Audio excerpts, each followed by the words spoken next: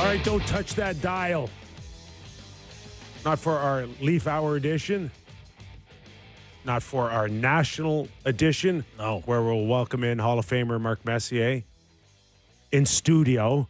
Super cool. But even after, because we've got the official announcements coming for Team Canada, Team USA at around 6:30. And then we kick it into game day. Like, seriously. This is a good run from here till, I don't know, 10 o'clock tonight. Great run on the network. We are live right now. Sportsnet 590, The Fan, Sportsnet 360, and Sportsnet Plus. Nick Kypreos, Justin Bourne. Good day. Sammy McKee, who's got his autograph book out for Mark Messier. No, I do not. Oh, I would It never. fell out of your I would pocket. never. I would never. No? Because you're a pro. Well, no. Anytime I go to those like events and I see those guys floating around with the books, I'm always like, Yeah. that never is me. Anyways. If you didn't do it when Mats was here, you're No, not I going to didn't. do it. No, I didn't do it with ever, Max when I was so. here. I got a handshake and a pick, and that's all I needed, boys. Yeah. Rounding out the lineup, Derek Brandeo and Jake the Snake Schultz. Kipper, I can tell you that tonight for that Four Nations thing, they're going to have Don Sweeney on after the announcement, Yeah. John Cooper on, Connor McDavid on. They're going to talk to some people. Gonna Connor be a McDavid good making show. it? Well, he's already made it. Oh, that right, one right. we know for sure. Right. Lots of speculation out there. You want to add to what we expect to hear officially in terms of, like we said, there's news filtering out until it's official. It ain't official. No. The league, the PA, and Sportsnet will have it for everybody at 6:30. But Sammy, the feel is from a tweet that I saw, whatever you're hearing, you kind of like what you hear. I'm liking the looks of what I'm seeing. If there's stuff out there that's true, I'm thinking that we have a pretty good hockey team. Yeah. Yeah, it's a good team. I mean, they had the official release of the Finnish and Swedish national teams this Right. afternoon. Yep. They did that. And, I got to say, I really impressed by both those squads as well. Very impressed. I think Loaded. you look at Finland's team, I think their forward core is excellent. You look at their D core and the fact that they named Jani Hakanpää to their D core tells you a little bit what they think of that group. But the Swedish D core is elite. They have a bunch of great forwards, obviously. Like, now that the teams are starting to come out and you're seeing potential news about Canada, I am getting really, really, really excited for this. Yeah. I am. So Again, we don't know. We don't know. But, hearing rumors on things, the biggest surprise probably is that it doesn't look or doesn't sound like Mark Scheifele's going to make it. Does that one surprise you if that's true? First of all, what's not to love about Winnipeg's overall start, and I know they've kind of hit a bit of a skid, but I thought Scheifele would be a perfect guy that could fit anywhere between 1 and 4. Yeah. I mean, God, if he's your 13, you feel Center, wing, power play,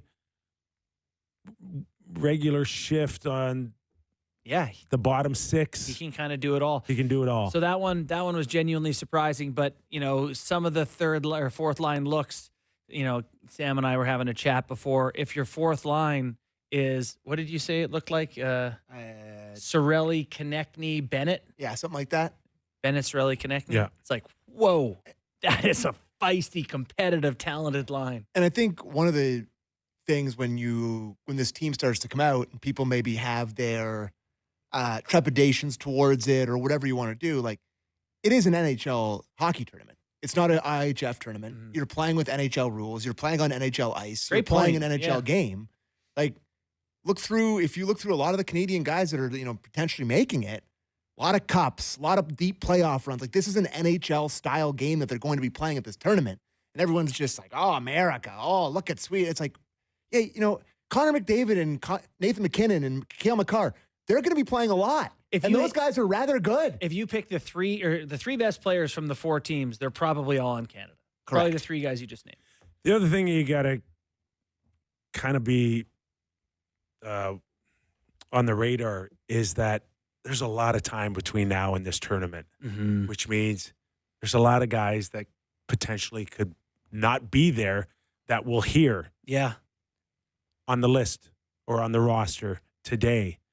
And there was a lot of calls to players in the last 2.5, 3 days to say, you're not on the list, but be ready. And how many do you think? How many extra players would they call and put on notice? Like Sam said, this isn't the IOC. This is your tournament. You could call 20. Call 20 or 30. Be like, hey, a lot of respect for your game. Never know. In our Leaf Hour, we'll tell you that Morgan Riley and Chris Tanev are on high alert, that you keep your game sharp. You're not that far off away of being in this uniform in February if a guy goes down. And that's not bad for the Leafs. It's not bad. It keeps everybody on their toes. Sure does. Mid-season lull time, you've got guys playing their hearts out trying to get in that event. Okay, OEL probably too. Before we get into specifics on Nashville and the Toronto Maple Leafs, another game night for us, which is better than this once-a-week crap they gave us. And then we've got Robbie Stanley, who covers the Nashville Predators in about 25, 30 minutes. We'll get into what the heck's wrong with the Predators. But before that, Craig Berube was asked about the official announcement coming today and whether or not it would be a distraction. Let's have a listen to this. You concerned any of your players be distracted tomorrow with the Four Nations rosters being announced? Is that something you're going to worry about? Who's in and who's out? No, not necessarily. I mean, it is what it is. Like, what am I going to do? I mean, congrats if you're in. If you're not, well, that's life. Get ready for the game. That's why he's perfect. I love it. I know. I love it. That's a perfect answer. It's like, no, the perfect answer would have been, you've clearly run out of questions. Yeah. Do you have any actual questions? Do you really think that this announcement is going to affect their ability to play the Nashville Predators tonight? Cut to Morgan Riley in Berube's office with his head on Berube's shoulder, tears streaming down his face. Like, that didn't happen, you know? I will say that I'm sure there's a lot of like fans, like I've mentioned. Maybe I'm just the only fan that thinks about this, but I'm sure there's a lot of coaches around the National Hockey League. You look at John Cooper, who's actually coaching this thing. You look at Craig Berube, who's losing a bunch of players. You look at the Flyers, who are two of their best players, are going to this John Tortorella. Like, I'm sure a few of them wish it wasn't happening, right? Especially the Leafs, who are having their best season, like in this sort of era. Like, they look great. Everything's humming. Everybody's feeling good. Good goaltending, good decor, all this stuff. And, you know, it's 2 weeks off where guys go play super high stakes. Buddy, Chris Tanev can't not block shots. That's what I mean. Like, imagine he goes in that event, lays out in front of a U.S. shot in the gold medal game, and the Leafs just have to go, well, we're without Chris Tanev for playoffs. And I just, like I've said before, and I'll say it again, I'm excited for the best on best. But is the juice of derailing the Toronto Maple Leafs season worth the squeeze? Any teams. Well, we're in the Leafs hour. We're talking about the Leafs. Is it worth it to be like, boy, we lost Marner, but God, that inaugural Four Nations Face-Off Cup was sure worth it. But I got to say, gold medal. You've got inside information. They're giving away gold medals. Well, I assume if they're giving out, what are they going to give away? What else are they? Something gold colored, right? In 2016, it was like that big. Think they're giving out ribbons? Don't you remember? I think trucks. I think they left it in the dressing room. I don't even think they left with the 2016 trophy. Yeah. It was like that big. It was like a crystal-looking chalice of some kind. The crystal's such a cop-out. They're like, we know our event is not. Crystal. I will say, someone said in our tweet, we mentioned something about the Four Nations, said, it's just a made-up event. And it's like, yeah, bud, they're all made-up events. The Stanley Cup was made up. Once upon a time, the Olympics was made up. Yeah, like you're going to put the best players from their country against the best players from our country, and they're going to try their asses off. It's a great point. Whatever you call it, you know. Like, yeah. We had to make something up to make it happen because there's no Olympics. It's just, where are you emotionally tied to this? That's yes, that's of course. That's the basis of that comment. The cup is Yes. it carries bigger emotional weight and all that. But I got to tell you, I think I would rather see the Leafs win the Cup than Canada win the inaugural Four Nations face-off. Okay. If I'm being totally honest with the audience. Yeah. The Toronto Maple Leafs may be taking a new approach to salary management, which could directly impact Mitch Marner's contract negotiations. During Kyle Dubas' tenure as general manager, the team didn't hesitate to spend heavily, and this trend began with a 6-year extension signed by Marner in 2019. At the time, Marner's $10.9 million annual cap hit set the market for superstar wingers, surpassing comparable players like Mikko Rantanen of the Colorado Avalanche, who signed a 6-year deal with a $9.25 million annual cap hit. Now, however, times seem to be changing. TSN's Pierre LeBrun recently reported that the Maple Leafs have implemented an internal salary cap, aiming to ensure no player earns more than captain Austin Matthews, who signed a 4-year extension worth $13.25 million per season in August 2023.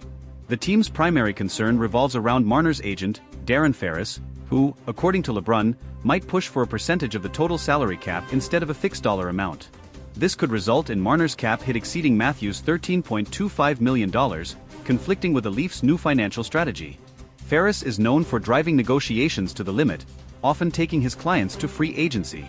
This raises fears that discussions between Marner and the Leafs could drag on until July 1st, giving Marner and his camp all the leverage in negotiations. Another complicating factor is the rising market.